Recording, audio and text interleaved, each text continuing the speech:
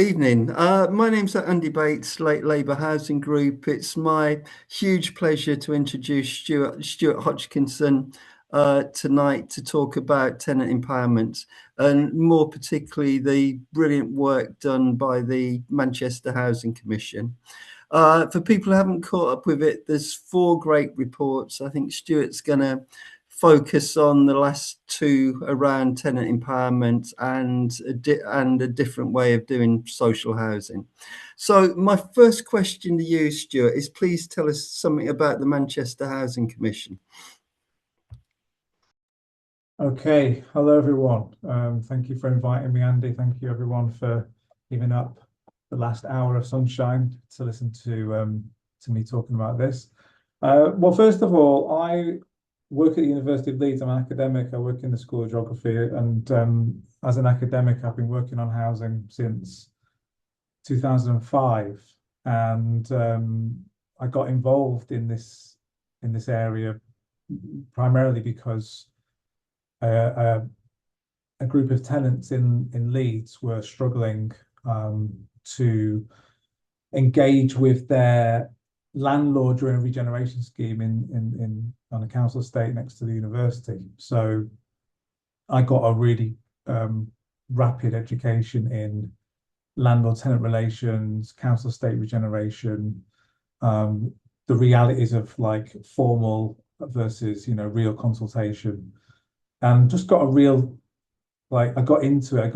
I got a taste for the sort of David and Goliath sort of battles that were taking place, particularly in the 2000s, around decent homes, which was on the whole a good thing. Decent homes program was a good thing.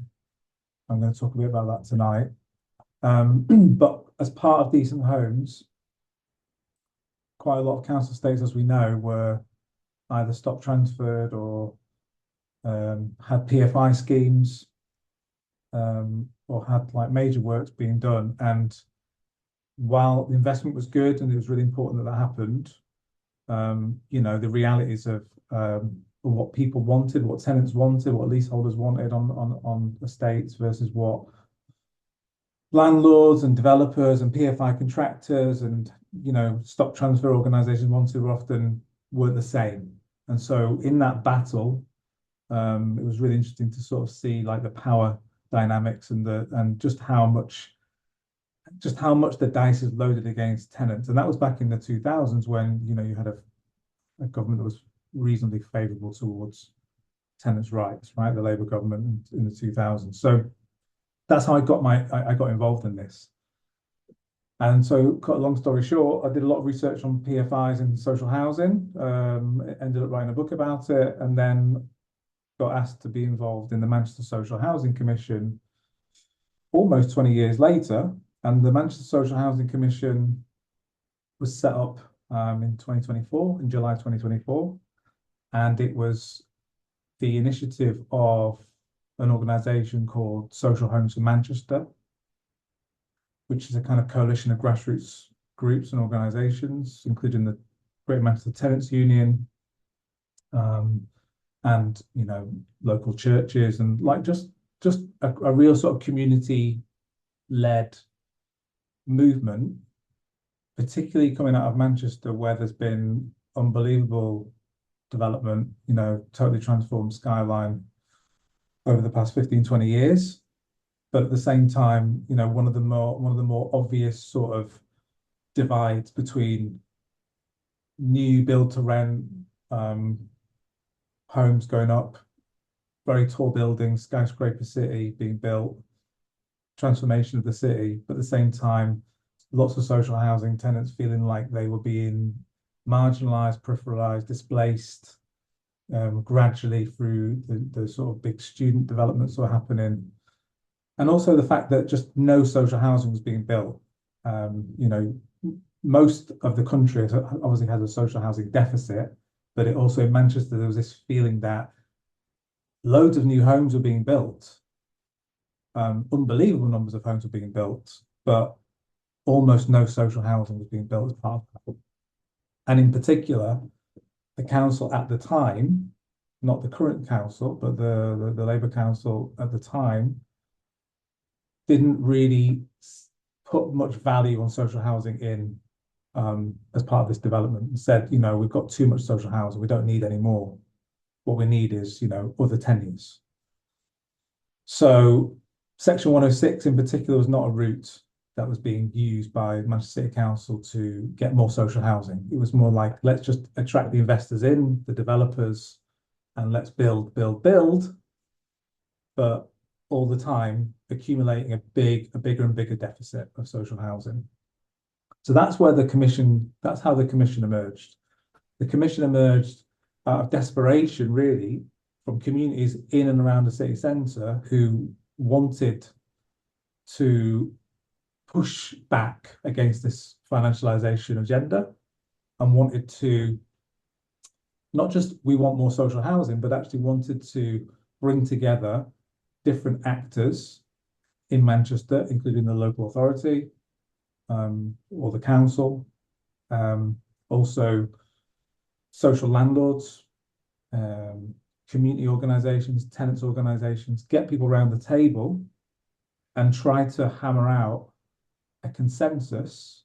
And we're talking about quite different starting positions in this consensus, like a local authority that's still wanting to build primarily private housing, and obviously community groups that want much more social housing, and try and get everyone together and try and work out what can we agree on, where are the disagreements, but also like how can we even start to think about how do we accelerate the amount of social housing we can build, how do we deliver it, how do we fund it, finance it, what has to change locally, regionally, and nationally. So that was the commission. So it was quite ambitious in terms of what it wanted to achieve.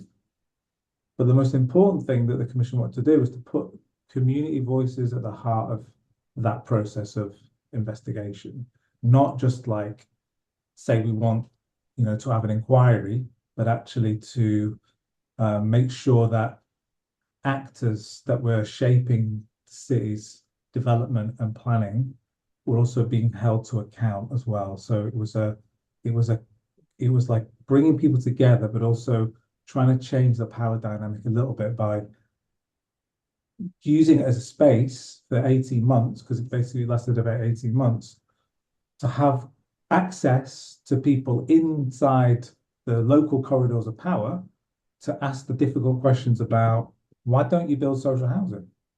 Why don't you demand more from developers in planning deals? Why are you building these homes here and not those kind of homes over there? Trying to get more understanding of the sort of priorities and trying to shift them a bit, and also get more relationships between councillors, officers, and tenants. So those relationships could endure beyond the commission. So that's the commission. That's what we set out to achieve. On the commission, we had the lead member for housing, Gavin White. We had Wythenshawe Community Housing Group, the social landlords, got a lot of social homes in Manchester. Obviously, we also have Manchester City Council represented on there. But also we had the Tenants Union, we had charities, we had Shelter, we had church, the local church, Church of England, and other faith groups on there. And we had a plan of work which got completely turned on its head because of the election that took place in 2024 that was unexpected in a way. So we had to change our approach, and we had to do things in reverse because we wanted to very quickly try and influence what was happening. But our program was like, how can we rapidly accelerate the delivery of genuine social rented homes, effectively like traditional council housing, but also make sure that these homes have the highest standards in terms of like decarbonisation, so they're addressing the environmental crisis, but also how can they also make sure that they're affordable for people into the future. So we're thinking about the cost of living crisis, thinking about the environmental crisis, and we're thinking also about how can we make sure that the homes that we need go in the right places in the city, not just build more, but actually how can we make sure that existing communities that want social housing can get it? So the inquiry, the commission inquiry, kind of sort of scaled different parts of the political landscape. We were looking at local planning, local plans, community planning. We're also looking at, national government policy. We're looking at local authority policy around affordable and social housing targets. So we covered a lot of ground. We spread ourselves very thin. There were 25 commissioners, but in the end, a smaller number of people had to do a lot of the research and writing. And in the end, we produced something like 7 publications. We've got 4 policy briefs and we've got 3 reports. They're all on our website. I think, well, I can easily post a link to the website, which I'll do now. So Andy, I hope that's a very long answer to your first question, Andy, but it covers a lot of ground.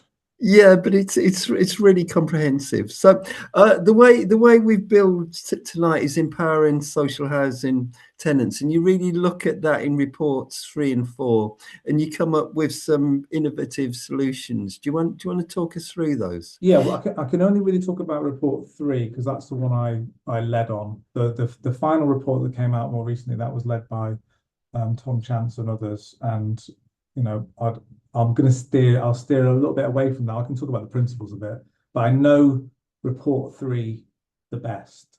And so, yeah, it's called Empowering Tenants to Unlock Decent, Healthy and Safe Homes. Again, it's covering a lot of ground. When the commission began, we were initially just about, we just want to build more social homes.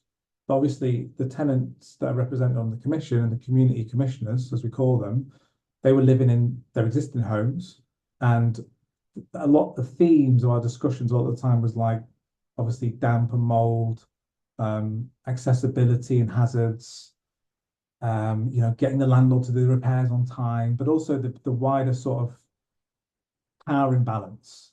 So we've got a Labour government. They're committed to a new decent home standard, the Renters' Rights Act. We've got Awab's law. So we've actually got on paper a lot of what looks like good legislation and good regulation coming down the line, which is all about improving the existing social and private rented stock. So what's good about what's happening, and I'll talk about our proposals in a minute, but what's good about the emerging political landscape around existing rental housing is there's a recognition that we still have a major problem of very poor housing conditions in a significant part of the private rental sector. I think as we know that, but we also have far too many non-decent homes in the social renters sector as well. 1 in 10. 1 in 4 PRS, 1 in 10 social rent. Now, that's a national figure, and I'm afraid I don't have any sort of trust in those figures because the private rented sector figures are estimates and the social rent figures are self-reported landlord compliance with a decent home standard. Even if we say that all social landlords and all private lands, whatever, are honest and they would deliver the data, and it's all true. The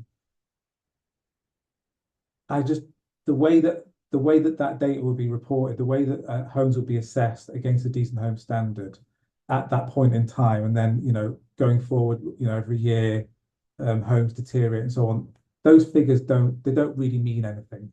I mean, I think they're a useful baseline for us to work against, but it's based on self-reported data in the social rented sector. Why would social landlords be declaring that their stock was indecent? Why would they be saying, no, actually 50% of our stock is failing decent home standard, not 10%. So let's put those figures, let's take them with a massive pinch of salt and say that the problem is much bigger. So that's the existing decent home standard, which is very basic and it's got a lot of problems. When the decent home standard was introduced in 2000, it was already being criticised by Labour MPs as being totally inadequate, and that was in 2000. And that we've had that standard pretty much. It got changed a little bit in 2006. We've had that standard for over 25 years. So the government has proposed a new decent home standard, which is pretty similar to the previous one. It's better. It's slightly tougher. It's simpler. It's more accessible for people to engage with. I'm not going to go through it because it's, as usual, it's a lot of words and stuff. But the main thing about it is that they have removed some of the loopholes that would enable previously for housing to be declared decent, even though quite obviously it wasn't decent. So some of those loopholes have gone, which is good. It's been modernised. However, it will not be brought in, it will not be mandatory until 2035. So, you know, we've known about the problem of indecent and non-decent housing now for quite a long time. So the government has kind of kicked the can, I feel, has kicked the can a bit down the road, which opens the door for, you know, in the future, more political pressure to come to say, you know what, we're going to struggle to meet that standard. So can we dilute some of the measures that you're asking us to do? That's my fear. It's too far into the future to meet, and I think there should have been much more pressure to go after them, to go after the worst stock with the worst conditions, and actually really put significant investment and political pressure to go after the housing we know is in really bad condition now, and not leave it like it is for the next 10 years, effectively. So Stuart, Yeah. as an ex-housing manager, I 100% agree with that. And one of the issues you picked up in the report is that there's more and more regulations and requirement, but very little extra cash, which is a real quandary. So, you know, Yeah. governments can require whatever governments are going to require, but without fundamentally changing the financing of particularly council housing, it's going to be really difficult to achieve. Do you want to say a little bit more about Yeah, that? thank you, because that was a really useful link to what I was going to say, which is that even if we think that the new decent home standard is good, and if we like the Rights Act, and if we like our law, let's say we're happy with that. There's almost no new resources that are coming down from government to meet this. Now I say that, yes, there's going to be there's going to be a rent increase. Obviously, there's going to be there's a 10-year rent settlement, CPI plus 1% plus rent convergence, so an extra £1 and then an extra £2 on the rent to meet the target rent. So that's extra money, and we can talk about whether that's fair or not, but that's some extra income. But when you add up the new standards and laws, when you add up environmental standards, building safety regulations, the fire safety regulations that have come in, all of that, there's a huge deficit. So the aspiration is good, but there doesn't seem to have been, all the money is being focused into building new homes. And we know, if you look at local authority HRAs, housing revenue accounts, there's a serious financial crisis going on across local government, but particularly in HRAs, they are saddled with something like a 17 billion unsustainable debt. That goes back to the 2012 self-financing, HRA self-financing that got kind of scuppered by the coalition government, which, as we know, you know, rethought some of what was going to happen and then constrained councils. So councils have got a big financial problem. The political pressures on new build, and this is all about existing homes. So there's not enough resource in the system. But also, for me, the most important thing of all isn't the resourcing necessarily of the landlords, it's the resourcing of the tenants, it's the resourcing of the residents. So all of these new regulations that have come in around tenants, around housing standards, they all depend on one thing. They depend on the tenant taking their housing conditions to either their landlord first, to local authority enforcement, if it's a private rented sector, or if it's a housing association.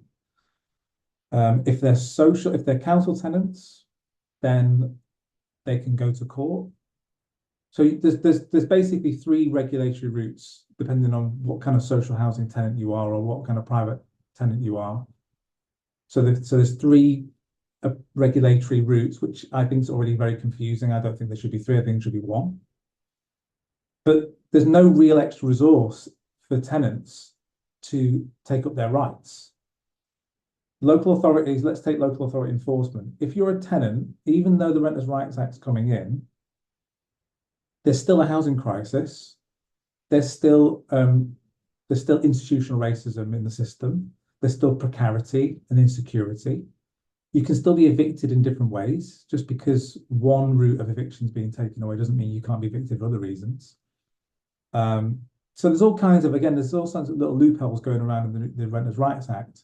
So why, if you're a tenant and you're looking at the wider housing crisis and you're clinging on to where you're living, you're still not feeling very empowered to go to your local authority, who's also cash strapped, hasn't got many local authority enforcement officers to deal with the private housing in their local authority area, to go and inspect them based on tenant complaints. So the general experience of tenants is still going to be, I don't really want to take my landlord on. I don't really want to make complaints because I'm fearing retaliation down the line. But also, I know that from previous experience or the experience of my friends or family, whatever, the local authority don't do anything. They might do some informal stuff first, then they might do some formal enforcement. But you look at the data on enforcement, it's really pathetic. It's only a few local authorities that do enforcement, most of them don't. So there's been no change whatsoever in the enforcement side. So there's new standards and new regulations and rights, which is good, but there's no real new money and there's no new real power for tenants to take their landlord on. Stuart, sorry, Stuart, just before I throw it open to general questions, you make a number of recommendations in the report, some of which you've kind of touched on, but I think it would be really helpful. You want me to talk to them, don't you? Yeah, please. Yeah. Okay, I get the hint. So I've got them here. So I'm just going to read. I've got this. We've got 5 headline proposals. The first one is a kind of overarching proposal to create a national tenants charter. So what we're calling for is like a new deal of individual and collective rights and representation, which would be enshrined in a charter. And that would mean that tenants of all tenures would have a single set of fundamental enforceable rights, which includes the right to be heard, not just to be the right to be consulted, but actually to be listened to. It would incorporate like reforms and like the relocalization of affordable legal representation through legal aid. So boosting legal aid, but also making sure we can have local legal aid representation, but also funding to help build new tenants organisations and a proper independent tenant-led national organisation to represent tenants in policy and regulatory circles. So that would all be in the National Tenants Charter. I mean, you know, this is a proposal. There's loads of questions that could be asked about it and ideas that could go into that, and we can definitely discuss that. The second proposal is to take a very complex and increasingly complex legal and regulatory landscape for tenants. So if you think about all the new initiatives that are coming in, we've got Arab's Law, Decent Home Standard, Renters' Rights Act. We've got new energy efficiency standards coming in. We've got stuff around gas, electric safety standards. There's a lot of stuff that's milling around the system in different ways, but it's not in one place. And I think for tenants to really hold their landlord to account, they need the Decent Home Standard itself should incorporate everything in one place. So there's no sort of confusion and bewildering sort of, where do I go to find out about that? Where it's all in one place. So it's all, the Decent Home Standard should be where we incorporate all of these standards, expectations, rights. third proposal is that we improve the funding to enable decent homes to be met. So we need to inject new finance to meet decent homes. Social landlords in particular are going to need another, like they had 2010. In the end, what was it? Something like 28 billion got spent on decent homes. So we've now gone to decent homes too, and there's all the building safety regulation stuff as well that's come on stream. Landlords need an injection of finance to meet that, but there needs to be some kind of penalty for failing to meet the standard. What is the penalty for social landlords at the moment to not meet the standard? Well, based on self-reporting to the social regulator, social housing regulator, yes, there will be some potential penalties in terms of like consumer standards ratings and government's ratings and so on. That's a very important stick, but it's not something that tenants themselves can engage with very easily. It's a bit long-winded. It happens through inspections over time, and the regulator doesn't inspect any homes. It's all based on what the landlord tells them. So we need to find a way of cutting through that. So we need real teeth in the regulations, and we propose to totally revolutionize regulatory enforcement. So let's take the existing complex multi-routed enforcement we've got. Different tenants go to different enforcement bodies. Let's create one enforcement body. It's national, so it comes out of local authority control, but it doesn't mean that it has to be non-local. It can still have local agencies of the national we would call this the Housing Standards Agency as an example. You know, we're not stuck on the name, but we have to think of something. So we want to create a National Housing Standards Agency, and that agency would license all landlords. And I know that licensing is coming in, but it would license all landlords, and it would be partly funded through that licensing scheme. There would be a direct complaints route for tenants and tenant representatives to ensure that they are heard and listened to. And also this agency would have emergency powers to intervene where landlords were not fixing things that were that basically lead to health and safety issues, emergency health and safety issues. So rather than, you know, spending years going to court over quite urgent things, this would be a body that you can go to, bring your case, bring your evidence, and it should act on your behalf. One of the things that we want to do in the commission was to talk about how can we cut out this ridiculous thing where an individual tenant, even if this is a landlord and it's affecting, you know, lots of different properties, has to go individually through this legal process, try and get legal aid, and then be fobbed off and be, you know, have this awful experience. Why can't we have bodies that are mandated to inspect and if needed, carry out emergency repairs? And where landlords are non-compliant, eventually they lose their license. So if you've got a license as a landlord, if you continually breach, you don't get downgraded, you just get struck off. And the fifth proposal is basically about how tenants themselves, how can having a decent home standard is great, but decent homes, it's a two-way relationship. A tenant has to be able to afford to heat their home in order to reduce the sort of damp and mold conditions. So if you don't heat your home, you're contributing to the physical conditions that can lead to poor health. So we need to be able to ensure that homes, yes, they can technically be heated to a certain temperature, great, but if a tenant can't afford to do that, then the decent home standard doesn't mean anything to them. So that's about ensuring that the welfare reform changes that have come in and are coming in the future, we have to roll those back. We have to stop this kind of financial insecurity, energy insecurity, fuel insecurity that people are living with, because that is actively contributing to indecent housing. It's contributing to poor housing conditions, poor health conditions inside homes. So those are our 5 headline proposals. Yeah, that's great and really innovative as well. So I'm going to throw it open to great questions. I can see Nigel Bonus has lined up a number of questions, but Nigel, can I ask you to prioritize either one question or one comment, please? Oh, you won't do that, Andy. That's a really challenging one for me. I think that okay. So yeah, there's a. I suppose my question really is about who is being empowered to do what, and who are they being empowered by, and who decides really what empowerment looks like.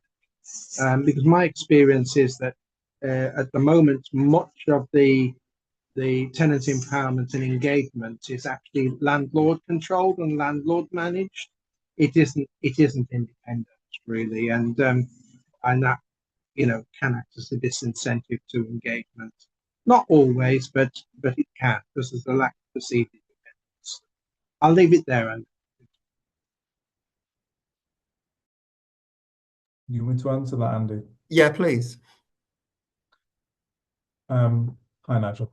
So you've kind of answered your own question, which is good, which helps me. So at the moment, the what we might call as tenant empowerment or tenant participation, I mean, there was a lot more that was happening when I was starting out in this area. Like in the mid 2000s, there were tenants and residents associations. They had some funding. There was TPAS, whether you like TPAS or not. There was training courses. There was things going on. There was going to be the National Tenants Voice. There was a sort of a national tenants organization, Taro. But at the time, in that era, when I got involved for the first time, I felt as though there was a kind of an independent-ish tenants and residents movement that had an understanding of its own history, um, had access to funding, and felt a bit independent from whoever was funding it. Had access to community spaces, community centres to book, often for free or very very low cost, to have meetings independent of the landlord, and that was where tenants got together and decided and said, we don't want this we don't want this new boiler scheme, or we don't want this PFI scheme. We want something different. And they would come up with their ideas and plans, and then they would work out how they were going to get it. And then they would go and see the councillors, or they would go on a demonstration or whatever it might be. So now I feel like, I don't know if it's true or not, but particularly in Leeds, because Leeds used to have the Leeds Tenants Federation, that's gone. We've got we've got an Acorn group, but the tenants and residents associations, the traditional ones, they seem to have died out. With it seems to have also gone a top-down governmental interest in making that happen. So if it doesn't exist, it has to be created. And I think that when we talk about tenant empowerment, what we're talking about is the government can easily, because it doesn't cost a lot, can easily pull together funding to create a process that is a national process, but also would be refunding local tenant participation. And it'd be independent, so no strings attached to landlords. We're talking about local authority level or even neighbourhood level, where there's money for community and tenant participation, for community planning initiatives, and so on. That's what we need. We need funding. And it's got to be tenant led, it's got to be tenant owned, it's got to be democratically organised by tenants. It can't be like the landlord or the government choosing who are the representatives of the tenants movement at any scale. But that does require some short to medium term reconstruction of the tenants movement and who will represent tenants at different scales. And I know that there are still tenant bodies.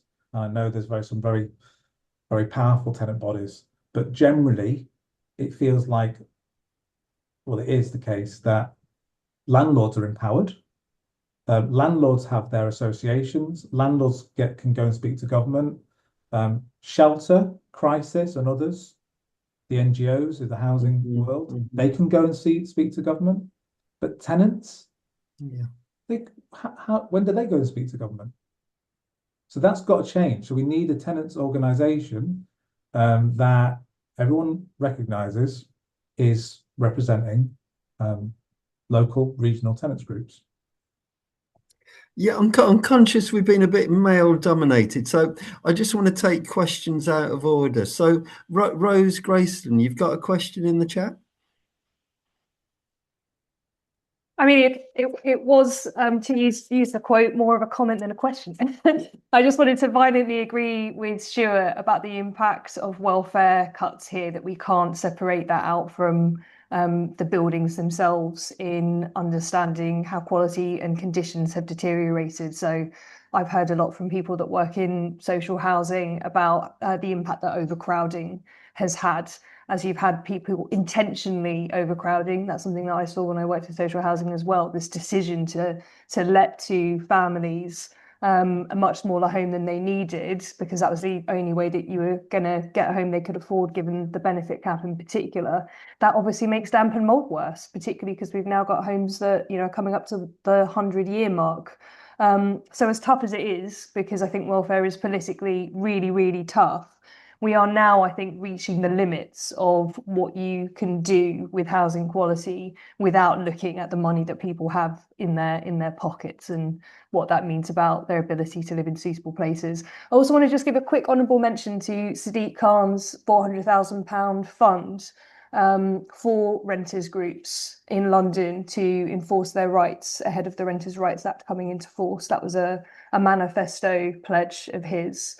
It's taken a while to get there, but it's there. I'm not quite sure how it will work yet, but definitely something for everybody elsewhere in the country to look at, learn from, and see if we can get other Labour mayors to put into place. Yeah, great question, Rose. Stuart, do you want to reply to that? Yeah, I just agree with Rose. I mean, I don't know how I need to look at the £400,000 fund to see how it gets administered, and is this individual tenants, is it tenant representatives and so on, but it'd be good to look at. But just on regulatory enforcement, and I know that this will be for some people unpalatable that we take it out of local authority, you know, democratic local authority control. But I just think there's too many conflicts of interest in local authorities. Now, local authorities, the planning authority, they've got to meet housing targets. They've got to house homeless people. They've got to do deals with private landlords and developers, and at the same time, what they've got to police the very people that they are completely in bed with in order to, you know, deal with the housing emergency on a day-to-day basis. I know that there are different departments in local authorities, but at the same time, politically, you know, I've done interviews. I've spoken to people. You're not gonna smash down the doors of private landlords on a weekly basis when you need them on a week-by-week basis to take all the temporary accommodation and emergency accommodation situation you've got. So we need to separate out enforcement. I don't think a landlord, which is a local authority in some cases, should be enforcing on other landlords. And I think someone needs to enforce on the local authority. And I don't think the social housing regulator at the moment, it could be the body to do it, but it needs again more teeth, and it needs more resourcing to do it. There needs to be inspections, not of the social housing department, not inspections to have a chat with them about looking at spreadsheets. They need to be knocking on doors. They need to be having access to homes that the landlord doesn't choose, because obviously they get tipped off, don't they? So there needs to be some independent inspection of housing. We need to actually get a sense of, I know we've got the English Housing Survey, which is useful, but it's not part of enforcement. It's just part of general, you know, intelligence about the housing stock. So I would be in favour of us really pushing for a proper inspectorate of housing. We have inspectorate of prisons. Why don't we have an inspectorate of housing? Yeah, thanks, Stuart. So staying out of order, Anya, do you want to jump in?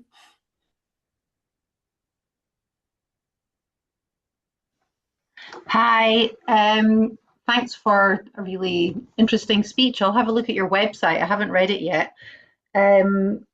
My question is really, is there anyone kind of looking at this? Are there people in the housing department or whoever, or like whichever department is responsible for this, looking at that? Who can we write to? I think I saw something on the Labour Together website about possibly replacing council tax with a property tax. I don't know whether these kind of things are related, to do with forcing potentially more housing into use. I know there's lots of empty housing, lots of people have a second home. I was looking at the English renters or English housing survey online, and I think there's something like 800,000 people with a second home, not when they rent out, they just have another one, and something like 500,000 Airbnb type homes listed for Britain. So, I mean, that's kind of getting close to the 1.5 million homes already. If you just think about kind of more Keynesian, you just can't have more than one house and you just can't turn them into hotels. There's actually an enormous, I'm in Edinburgh, so the whole Airbnb thing is just an absolute scandal, a complete tragedy up here. So lots and lots of things. Anyway, this is all super, super interesting. And thank you for the speech. But just, who is there we can speak to? Who can we put pressure on? Who should we be getting in touch with to, who's sympathetic? Who can we get on board? Stuart. This is the million-dollar question, isn't it? Who can we speak to? Who is sympathetic? Who's on board? Well, I think a few people on this call will probably know better than me, but Angela Rayner was probably sympathetic. Matthew Pennycook's probably sympathetic. I think it's not, though. I think the issue is not necessarily who's sympathetic, but also how can we present a coherent case for what we want. And at the moment, we've got, so just talking about, let's just take the idea of a tenants organisation, national tenants organisation. We've got two sort of complementary processes going on at the moment. We've got an organisation called Homes for Us, or a coalition called Homes for Us. And we've got SHAC, Social Housing Action Campaign, and kind of both involved with each other, but also both moving towards trying to create some kind of national housing alliance, national tenants union, national housing union of a kind. But I think the first thing we've got to do is like make sure that active tenant and housing campaigners get together and work out almost like with one voice, one set of ideas that we take with a lot of people supporting it to central government, and also get councillors and MPs to support it, for the idea that there needs to be a national tenant empowerment fund, and there needs to be a national tenant organisation. And these things can't just be talked about as like we're supportive, we like the idea of that, but actually the government should announce it, that they're willing to put X amount of money in. I think I've seen suggestions that they would do, but I think they're kind of waiting for something to come to them. So I feel like that is on all of us to make that process happen. You mentioned, sorry to interrupt, You mentioned Acorn. So I've been involved with the Living Rent Tenants Union up in Edinburgh, who are really smart, very good campaigners. And I think there was somebody there from Acorn. Are they the same people? Is that a kind of linked umbrella? They're not the same. They're not the same, but I'm sure they work together. But Living Rent is the Scottish Tenants Union, effectively. Yeah. And Acorn works in certain parts of England, I think. But they're also like just a tenants union, aren't they? They're a union, yeah, but they're more they're a community union. They don't just work on housing issues. But they're part of Homes for Us. So they're part of these alliances that are emerging. Okay. And I feel like these alliances are great, but they, at some point, sooner rather than later, particularly in the political context we're in, there needs to be some formal, hopefully constitutional, let's set something up, let's get some funding, let's get that funding committed for a number of years. Let's say we've got a 10-year affordable social housing program, we've got a 10-year rent settlement. Why can't we have a 10-year tenant empowerment settlement?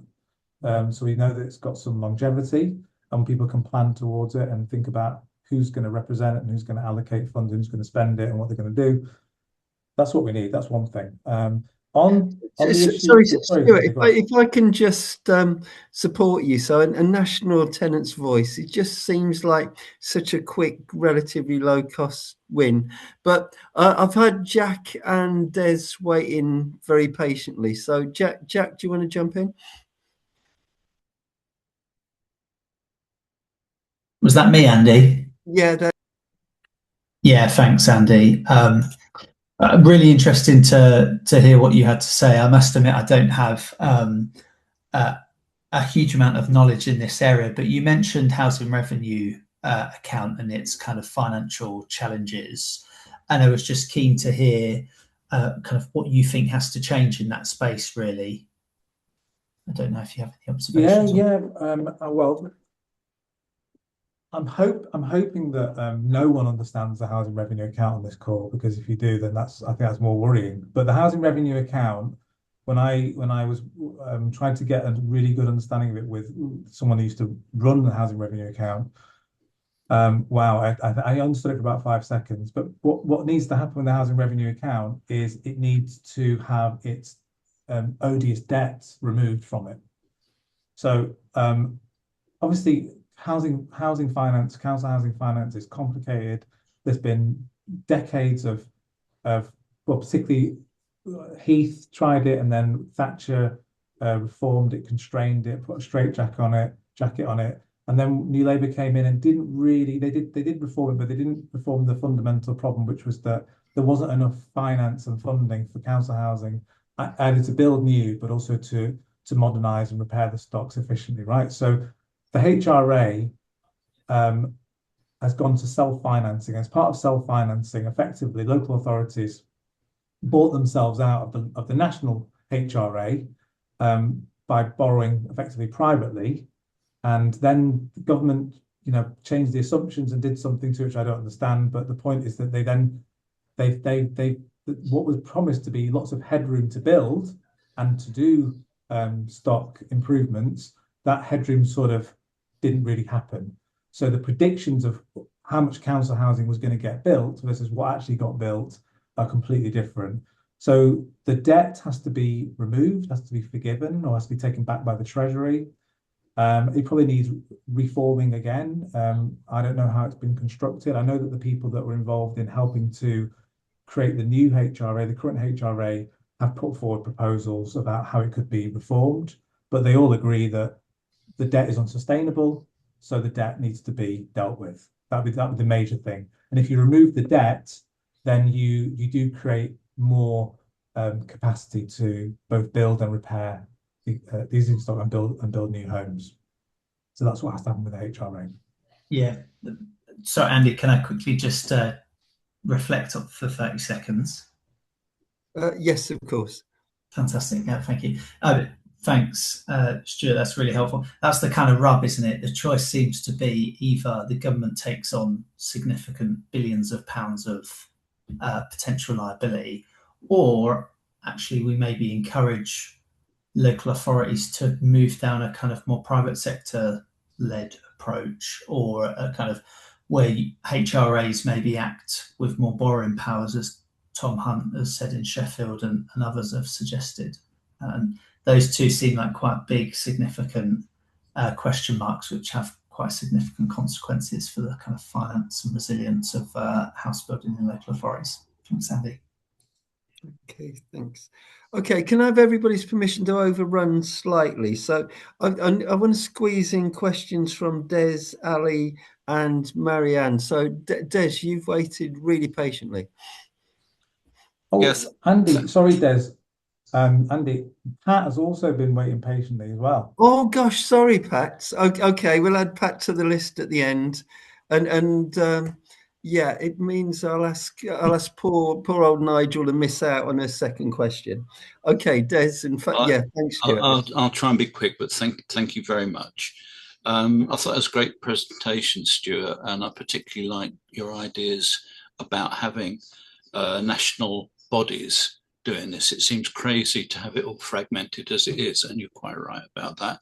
I wanted to shift it a bit because so much of this has been about a them and us situation, and it's tenants against. I'm a big fan of cooperatives.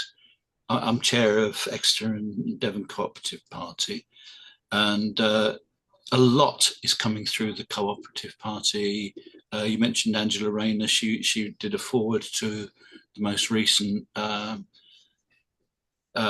work from the Cooperative Party on housing. I've spent quite a lot of time chipping in ideas to policy systems.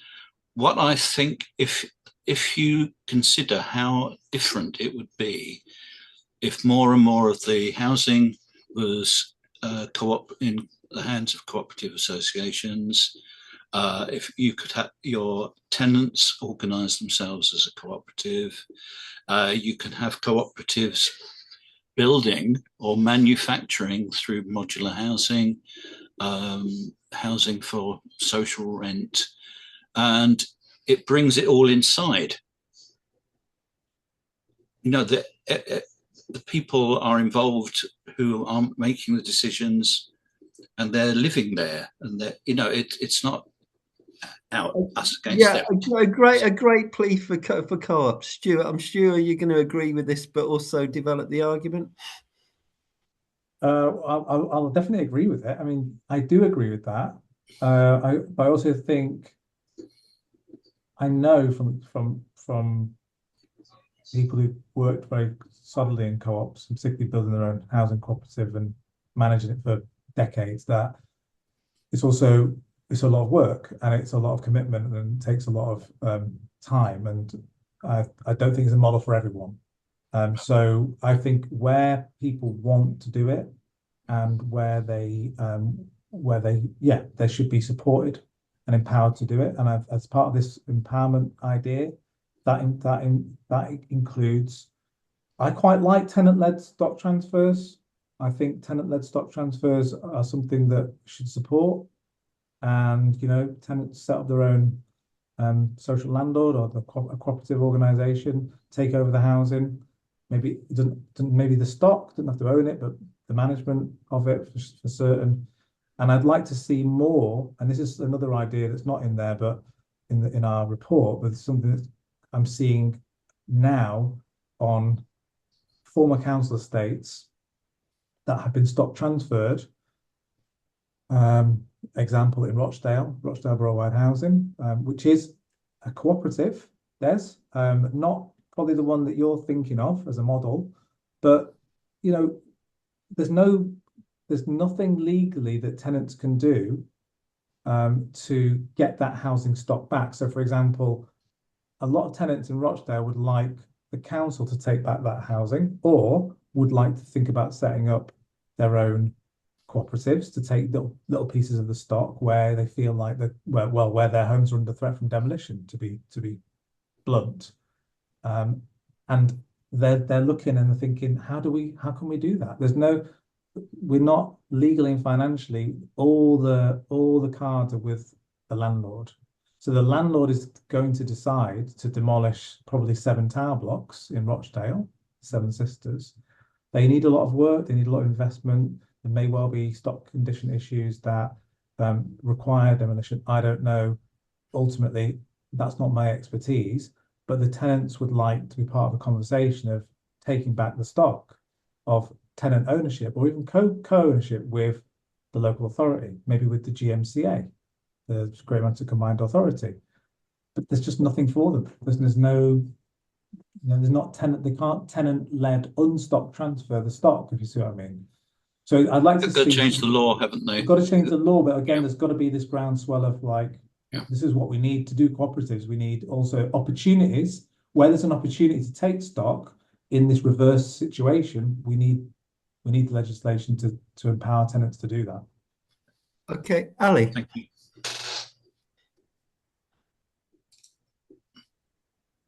Yeah, it was just an observation about I totally agree about having a standards agency with some sort of regional effects, but I'm just thinking about the skills shortage, and obviously we're already competing with surveyors for the private sector, and how are we going to make sure that we pay enough to be competitive, but not so much that it costs the government a lot of money? I think it's a great idea, but I just don't know how much skills and capacity we've got out there without addressing the sort of skills end of it. It's a bit like the whole thing with planners and enforcing, Section 106. It's the same problem, really. Yeah, it's a great point, and I think partly I'm hoping that this idea is not a new body that it supersedes, but it doesn't mean that the people that currently work in the sector doing enforcement disappear. So there's still be a role for the local aspect of the national standards agency. You have a national body that's not accountable to the local authority, but actually local staff may end up working for it, maybe not in their own patch, maybe they'll go to a different patch. But yeah, there's a skills shortage, but this is an opportunity. So we've got a lot of youth unemployment. We've got a lot of people struggling to get jobs. We've got a skills shortage in the construction industry. We haven't got enough planning professionals. We haven't got enough people working in building regulations and building enforcement. We've got an opportunity to link up with building colleges, universities, and so on, and like invest in the next generation of people that would work in this area. It's a lot of work. It's ambitious. It's potentially unrealistic, but we have to set out what would work better, and we have to think about really cutting through the vested interest, but also can we give people decent jobs as well as decent homes? So I think we've talked about it in the report that decent jobs and decent homes could come together quite nicely in skilling up, proper apprenticeships, skilling up people to do the retrofitting. It's part of the green revolution. We need to retrofit huge numbers of homes. Who's going to do it? And that is not a simple skill. Those skills to understand how to retrofit properly without just making a home worse. That's proper stuff that would have to be taught and understood and learned. So yeah, it's a big task, but why don't we table it and make it happen? Marianne. Hi. This horribly reminds me of where I started in 1976, and Labour Housing Group was passionate about having a very different approach to housing, seeing housing as a community asset for the future. And in terms of tenant empowerment, which I suppose is what I did for most of my working life, the issue for the tenants that I always worked with, they wanted to work in partnership with all of the others. I mean, we began once upon a time working in partnership with trade unions, and my dear departed friend Jack Dromey actually encouraged me to become a secretary of tenants group. The notion of partnership and working together to look to see what can you do together. I didn't find very many tenants, with the notable exception of the ones who came in from Socialist Workers' Party, who actually wanted to be marching on the streets and fighting with anybody, councillors or any housing officers. The problem was, how do you know what it is that you need? And the information was so sorely lacking. Once upon a time, we had law centres who could provide it. and they went. We had inspired housing officers, planners. Sorry, Marianne, we're kind of tight on time, and I think Stuart's Okay. got your question. So, Stuart, Let me just throw in one question. At the base of all of this, we could have regulations. We probably need a whole new approach. But isn't the way that we finance housing at the bottom of all of this? Because if we don't have the resources to enable tenants to have information, to have support, if we don't have the resources to make it possible for new homes to be built that existing tenants don't have to pay for, then how are we going to make any of this ever work? Okay, thank you, Stuart. Yes, finance and money. So in our first two reports, we talk quite a bit about this. I wouldn't say there's magic solutions in there. Ultimately, though, there has to be. I don't think this government's going to do it. I don't think they've talked about it, but we have to address the land question. We have to think about public ownership, not just councils building and social landlords building, but because it's completely dependent on private construction, pretty much, which is dominated by 10 major construction companies who are also major landowners. So all of this is tied together. So if we want to get more resources, but also reduce the cost of doing things, it's not just about getting more income and more capital to do things. We've got to wean ourselves off the corporate private supply chains, and we need a public social supply chain. So we need to think about how we make that. We do talk about that in our reports, and other organizations have done some work on it, and I'm pretty sure I recognize your name from some publications maybe in the past around land, right? So yeah, but you're right. We need more. We always need more money. We'll always need more and more and more. The current amount that's going in, that the government has put in, was very welcome, 39 billion program. It's going to be very interesting to see whether that 39 billion gets spent on 60% social rent. I'm not following it at the moment. I should be following it, but I'm curious to see who's building social housing, where it's getting built, and how much of the program, how it's going to be delivered, how it's going to be allocated, and is there the capacity? Are we completely dependent on homes that are coming out of effectively private development? Is there any actual public or social housing developments going on in their own right? I think there's probably not that many, but given that the public, the state, the local state, and all of the agencies of the state still have considerable, but obviously a lot less land than they did, but they still have land. And why sell that off? Why local authorities are selling land off because of austerity, because of their debt crisis? Why sell it off? You're selling off your ability to actually address the jobs and the housing crisis. So I think we need to be really focusing on matching up land and housing and cutting out private supply chain where we can as much as possible. That means building capacity back up.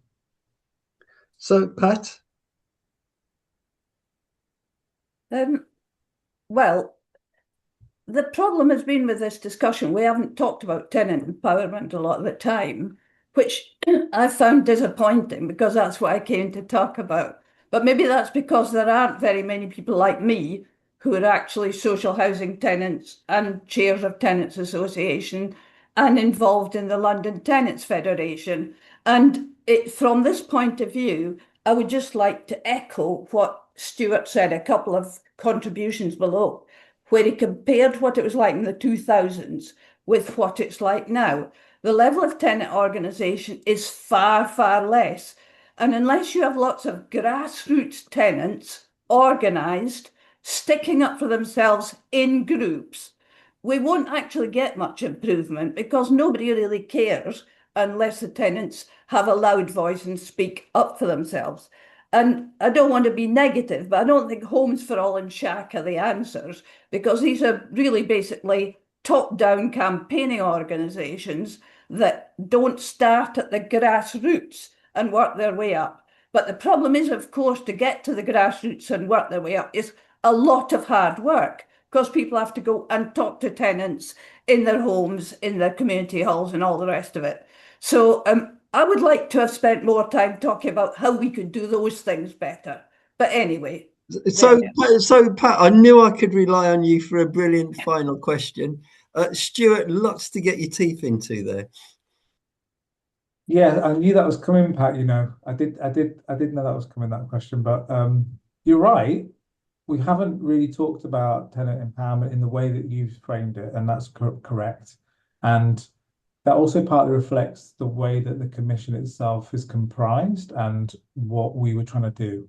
So, but just to reassure you that within the Manchester Social Housing Commission, there is very, very active community organisations who are really pushing and leading for local planning and local development, and they are in dialogue with, and they are working with, they're also campaigning hard on new developments in and around Manchester where they want more social housing, but they also want things like community facilities, they want better green space, and they're very organised, they're very active, and they're very effective.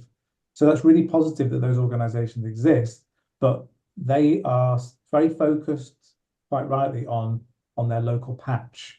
And what we've got to try and do is we need to, they work with other organisations across the country. They work together in a kind of mutual aid approach, and also with international groups from different countries come and exchange and learn from each other. But you're right, this is about hard work, community organising that needs to happen. And that is no simple, we couldn't talk about that. We could have talked about that for hours, obviously, but that's not what our report or briefing was about. But we do have a reflection coming out at our final. So we have a final report coming out in May. We have a final event happening in May, and I'm just going to tell you when that is, Andy, because I'm going to invite everyone to come to that. Yeah. But I should know it off the top of my head, but obviously I don't. It's May the go back. May the, it's not even in my diary, which is disgraceful. It's in May. It's in May sometime. I'll send it round, but it's our final event. It's our final, it's like a kind of conference we're organising in Manchester, where we will be presenting all our recommendations, but also using it as a springboard to kind of get people together who want to talk exactly about this, Pat. And that's just one opportunity. But you're right. So I don't have anything else to say other than I agree with you, and that's what is needed. So Stuart, you've preempted my final question. So we're all desperate for hope at the moment. What's next for you? What's next for the Manchester Housing Commission? Okay, lots of things are happening. So, like I said, mid-May, we have our final event. And then from there, at the moment, we're going off in different directions. So we are looking to create, one project is looking to create a social housing dashboard, which will be set up to track social housing delivery in different, particularly in Manchester and Greater Manchester. So we're starting in our patch, and we're trying to use it as an opportunity to get data that currently, if you're a resident in Manchester and you're trying to work out planning applications, how many units are being proposed, affordable, social, private rent, all of the stuff, it's really hard to navigate the planning system, planning portal. So we want to try and create a dashboard that democratizes the information around housing supply, housing delivery and planning, so that people can engage much more directly with what's being proposed and make their objections or make their proposals. So it's a kind of popular planning sort of idea. That's one thing we're developing. We're continuing with our recommendations. There's mini projects spinning off from different parts of our work, particularly around community-led housing, which I didn't talk about tonight, but that's a real sort of, that's got momentum in Manchester in particular areas where there's concrete ideas and proposals to try to bring in more community ownership, community delivery of social housing and other affordable tenures. So that's some hope. I'll be more specific if you come to the conference in May, in midish May. When I send you the precise date, would you circulate that, Andy? Oh yeah, so just brilliant admin workers already offered to do that. Do that in the chat. So I promised everybody it would be brilliant. We've had a bumper turnout tonight. We'll also have lots of people catching up with it on Spotify. And thanks so much, Stuart. That's just been absolutely brilliant. Right. And thanks to everyone who's attended tonight as well. Yeah, right. and people send me their questions directly via you, Andy. That's also possible. The ones I didn't answer. Oh yes, yeah. Sorry, because we just run out of time. So yeah, absolutely. Okay, great. All right. Thanks, everybody. Bye, everyone. Thank you. Bye. Bye-bye.